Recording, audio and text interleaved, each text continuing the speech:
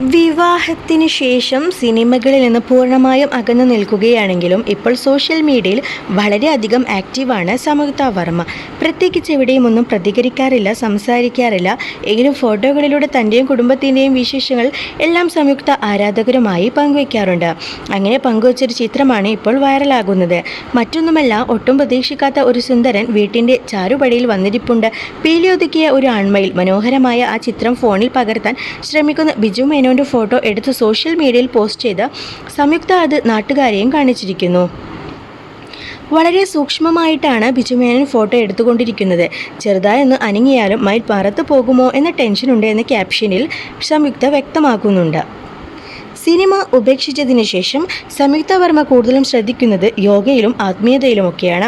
3 വർഷം മാത്രമേ സംയുക്ത വർമ്മ അഭിനയിച്ചിട്ടുള്ളൂവെങ്കിലും അഭിനയ സിനിമകളെല്ലാം ശ്രദ്ധ നേടിയവയായിരുന്നു. 2 തവണ സംസ്ഥാന പുരസ്കാരവും നേടിയ നടി സ്വമനസാലെ തന്നെയാണ് അഭിനയം നിർത്തിയത്.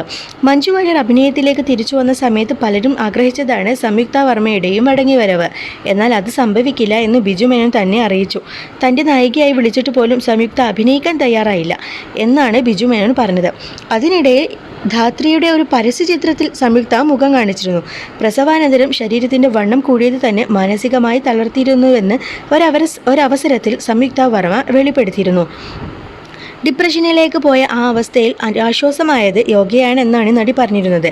അന്ന് മുതൽ സംയുക്ത വർമ്മയുടെ ജീവിതത്തിൻ്റെ ഭാഗമാണ് യോഗ. ശരീര മാനസിക സന്തോഷവും മനസ്സമാധാനവും ഉന്മേഷവും യോഗ നൽകുന്നുവെന്നാണ് സംയുക്ത പറയുന്നത്.